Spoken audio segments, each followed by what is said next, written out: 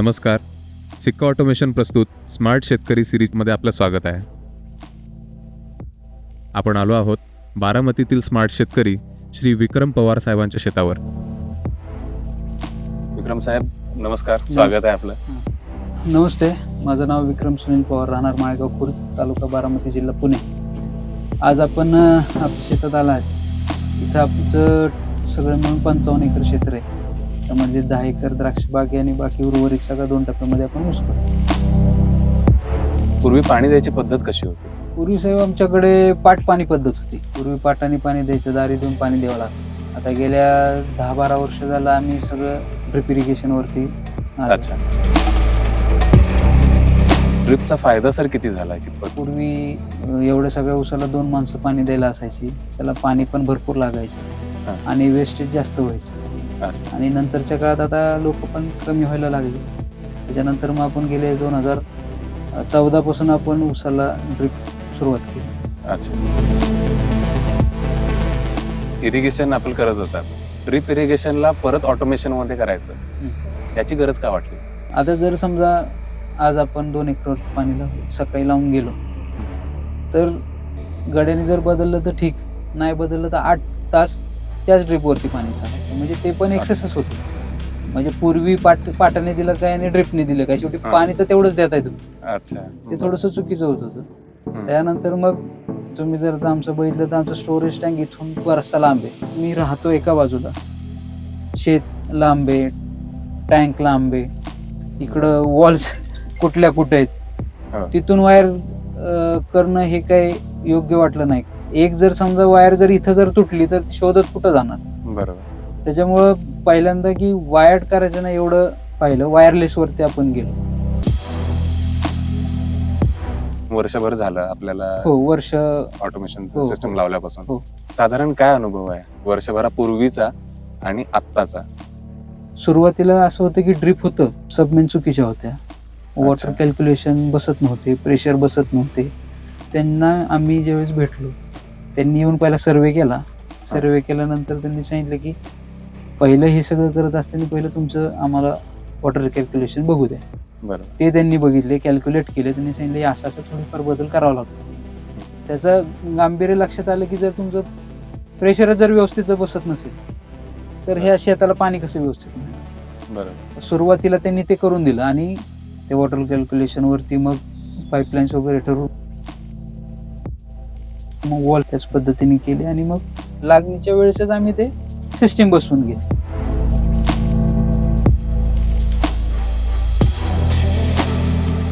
Water calculation ह्या खूप गरजेच्या आहेत. ह्या आम्हाला यांच्यामुळेच कळाल्या. 1 kg पाणी 100% गेलं पाहिजे. कधी कधी प्रेशर जास्त कमी होतं आणि पाईपलाईन फुटतं. बरोबर. तर आता तसं काहीच होत नाही. जरी काही अडचण आली ते PRV बसला, प्रेशर रिलीज वॉल्व हा टँक वरती बसलेला आहे. इकडं काही जरी अडचण आली तरी पाईपलाईन फुटणार नाही. ते सगळं पाणी टँक मध्ये परत जातं. पाटाचा आणि ड्रिपचा फरक बघितला. आता मॅन्युअल ड्रिप आणि हे ऑटोमेटेड ड्रिप इरिगेशन कितपत फरक जाणवलाय आपल्याला? पूर्वीपेक्षा म्हणजे जे पाट पाणी लागायचं त्याच्यापेक्षा ड्रिपवर पाणी कमी लागतं एवढं सिद्ध झालं. बरोबर. पण ऑटोमेशन वरती आल्यानंतर त्या ड्रिपच्या पाण्यापेक्षाही पाणी कमी लागतं. कारण की ड्रिपचं पाणी आपण रोज देऊ शकतो ऑटोमेशनने.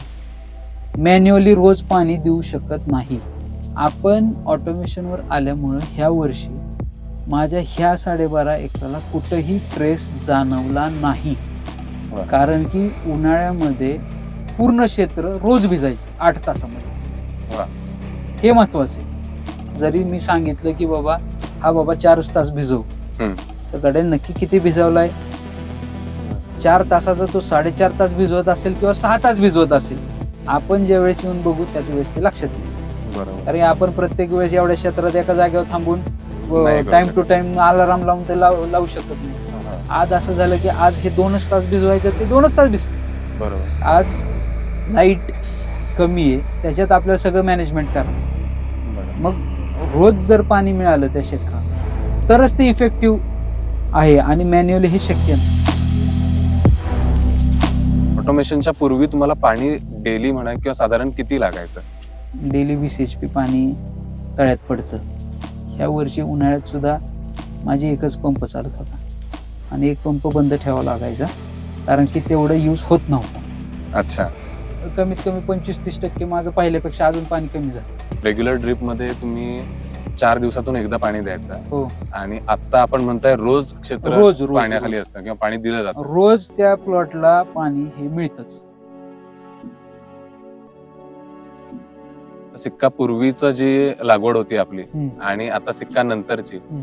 किती फरक जाणवतोय साधारण लागवड ह्या वर्षी किंवा साहेब वाढ? माझं एक नेहमीपेक्षा 15 टन तरी ऊस वाढला पाहिजे असं मला वाटतं. एवढं कधीच योग्य रीतीने पाण्याचं नियोजन माझं कधी मला करता आलं नव्हतं आणि कुठेही आपण जरी असलो तरी त्या ॲपमधून आपण हे सगळं व्यवस्थित करू शकतो. कॅनलवरचा पंप जरी चालू झाला तरी त्याच्यात दिसतो. अच्छा. टँकमध्ये पाणी, स्टोरेज टँकमध्ये पाणी येते ते पण कळते. हम्म. टँक मधला पंप चालू झाला तरी कळतोय. बरोबर. वॉल चालू आहे का बंद आहे तरी कळतोय. अच्छा. म्हणजे 100% मोबाईल वरती सगळं कळतंय. आता लाईट गेली तरी त्याच्यात कळतं की लाईट गेली, लाईट आली तरी कळते लाईट आली. अच्छा. वॉल चालू झालाय का कळतोय, बंद झालाय का कळतोय, काय प्रॉब्लेम आलाय का तरी कळतोय. याचं कसं आहे, समजा लाईट आली हम्म. तर पंप चालू होतो, पंप बरोबर. चालू झालं की वॉल चालू होतो. जर मी आता ह्या प्लॉटला समजा 3 किंवा 4 तासात जर ह्याचं टायमिंग दिलं आणि जर समजा 2.5 तासानंतर लाईट गेली बरोबर. तर 2.5 तासाने जर लाईट आली ना, ती कधी पण येऊ द्या, ती त्या दिवशी येऊ द्या नाही तर दुसऱ्या दिवशी येऊ द्या, त्याचं राहिलेलं ते 1.5 तासाचं टायमिंग पूर्ण ती पुढं कमांड देते. बरोबर. म्हणजे असं काय नाही की लाईट गेली म्हणजे सगळंच गेलं. हा. पूर्वी काय झालं, इथे बिबट्या आलता. अच्छा. आता पहिल्यांदाच कुणीतरी म्हणजे आमच्या इथं तो बघितला तर त्यावेळेसपासून इतकी भीती झाली की म्हणजे आता हा पण अडचण नाही की बाबा रात्रीची लाईट आली हा. आणि वॉल चालू करायला जायचं आणि ती तसला काही विषय नाही. मोबाईल वरती चालून बंद होतो, इकडे यायचं रात्रीचा काही विषय राहिला नाही. बरोबर. मी आता स्वतः वापरलं त्यामुळे आता मी मला जरी कुणी विचारलं की बाबा हे कसं आहे तर मी 100% सांगेल की हे सोपं आहे. आता सगळं इरिगेशन ऑटोमेशन वरती आलंय, कितपत समाधानी आहात? शेतात प्रत्येक वेळेस यायला लागत नाही. सगळं जे काय ते इरिगेशन हे सगळं मोबाईलवरूनच होतं. एकदम सिम्पल ॲप आहे, जास्त काही कॉम्प्लिकेटेड नाहीये. ते कुणी आता यूज करू शकतो. माझं तर असं म्हणणं आहे की प्रत्येक शेतकऱ्यांनी ऑटोमेशन 100% करून घ्यावं आणि करून घ्यावं तर फक्त सिक्काचंच करून घ्यावं. ह्या रिझल्टवरती मी तरी समाधानी आहे. शेतीला पाणी द्यायला ड्रिप शिवाय पर्याय नाही.